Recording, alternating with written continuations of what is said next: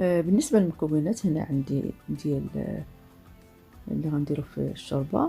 عندي جلبانة الصفراء، وعندي العدس الأحمر، العدس الأخضر، البرغل، الروز، وعندي هنايا التشيشة أو اللي عنده حتى القمح يديرو، وعندي سيترون بطبيعة الحال، زيت الزيتون، الخرقوم الطري، والسكنجبير تا هو الطري، وعندي السبانخ تقريبا عندي 20 غرام ديال السبانخ كمشة صغيرة، والعدس جوج معالق من الحاجة، المعالق ماشي كبار فمقدرين. فهاد الكمية ما شاء الله ديال هاد الشوربة كتجي لذيذة وكتجي صحية، كيف كنعرفوا كاملين هاد القطاني حنا كنحتاجهم في هاد الجو ديال البرد. من بعد كناخد كلشي نديرهم في هاد الصفايه وكنغسلهم مزيان وكنوضعهم في الطنجره ديالي.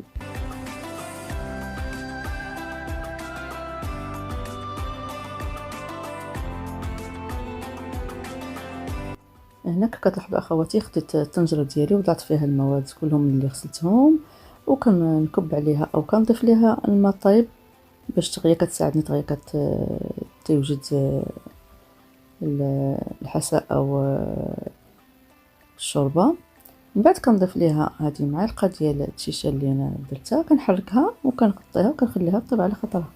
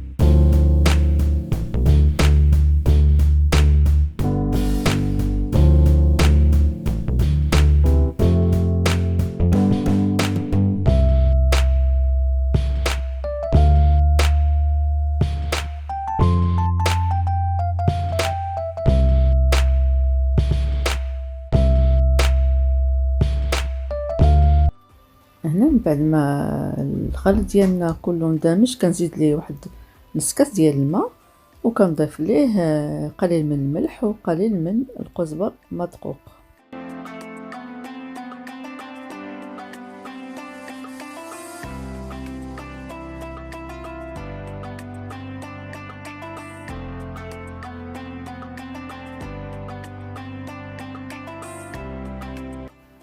هنا كتلاحظوا البنات، شوفوا ما شاء الله المواد كلها طابت. كنضيفوا ليها الصوص اللي صاوبنا ديال الطماطم مع التحراك، وكنضيفوا ليها الماء غليان لان المواد كلها طيبه.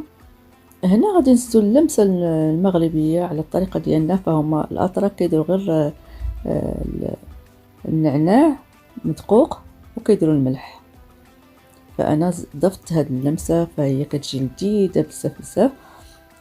عندي هنايا الخرقوم عود، عندي سكنجبير خضر والخرقوم خضر، عندي البزار سكنجبير اللي مدقوق، عندي البزار والملح والقزبر مدقوق، معلقه على حسب الذوق، وعندي الملح تيبقى على حسب الذوق. صافي كناخذ كتلاحظوا هنايا السكينجبير خضر نحكوه هو الاول، او كنديروا في هاد الحكاكه حتى كيتحك مزيان. القدر اللي بغيتو في هاد الشوربه كتطلق البرد، فهي كتجي لذيذه وصالحه لهاد في هاد الاخص هاد الفصل ديال البرد، اللي الناس تيبغوا شي حاجه اللي تسخن ليهم، تسخنها هكا في البرد. فكناخذ الخرقوم اللي خضر اللي هنا عندنا موجود، فكنظن الخرقوم اخضر هذا وقته كلشي لاي بلاصه موجود تلقاو فيها. فلما ما عندكمش خرقوم اخضر تقدروا ديروا غير الخرقوم عادي، تكتفوا بالخرقوم الاخر وصافي. فانا هنايا موجود عندنا كنشريه، كنديرو في المجمد الوقت اللي كنبغي كنجبدو، فكيعطي واحد النكهه لهاد سبحان الله، تعطي اللون وتعطي النكهه لهاد الشوربه. شوفوا اليدين ديالي كيف ولاو مع دوك القفازات او الصباعات دايرهم، ورغم ذلك تلقوا لي في اللون في الصبع ديالي. صافي كنستمر مع التحرك حتى كنشوف الخليط كله اندمج وطابت، طلع فيها ديك الغليه صافي، وكنغطيها وكنخليها. هنا في الاخير كنضيف السبانخ ديالي او السبيناز، كنقطعهم بعد ما نضفتهم وكنضيفهم للشوربه ديالنا اللي كان 2 دقائق ولا 3 هكا، وصافي وكنحطوها وكنوجدوها وكنقدموها بالصحه والراحه.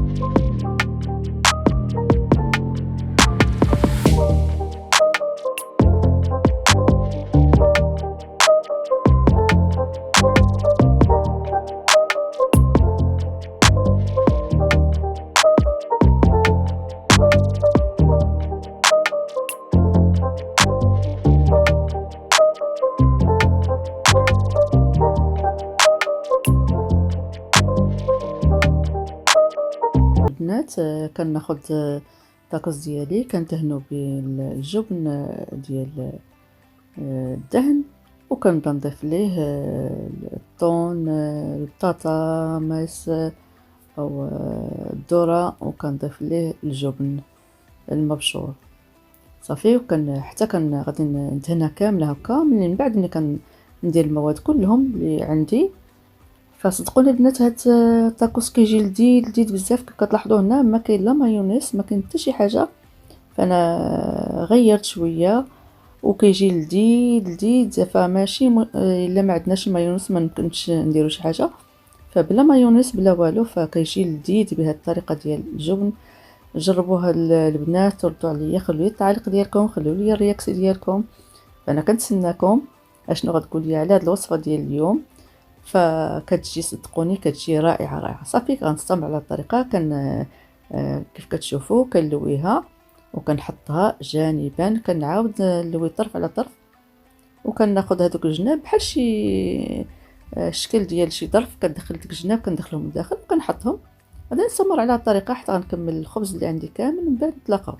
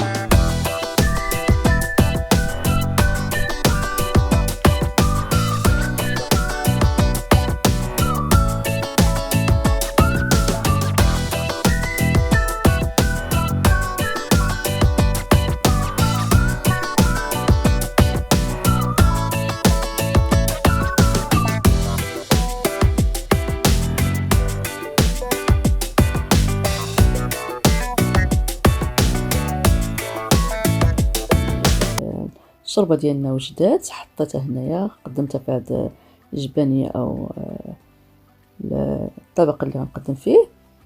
كيف كتلاحظوا هنايا كتجي شكلا ومنظر تجي رائع. اما المذاق البنات ما نقولكمش عليه، فصدقوني فهاد التوابل ديالنا عطاتها واحد البنه، بالاخص داك الخرقوم والسكنجبير الخضر، فهي كتليق لهاد البرد كتسخننا. ومن طبيعه الحال رافقتها بالتاكوس اللي انا صاوبته اللي حضرته اللي بالحشوه مختلفه من غير مايونيز، فهو كيجي لذيذ بزاف بزاف. وكنقدموه بطبيعة الحال مع الطماطم او السيروز مع كومكومر، شلاضه، السيترون اللي كنعصرو فيها او كنديروه ملي كتكون باقا كطيب، وكنقدموها بالصحه والراحه. وكان هذا هو نهايه الفيديو اللي حضرت معكم اليوم. كنتمنى ربي نكون خفيف على قلوبكم وما نطولش عليكم. لاول مره كيشاهدني ضغط على الجرس ودير ابوني هكا باش يوصلك الجديد، والى فرصه قادمه ان شاء الله. في امان الله.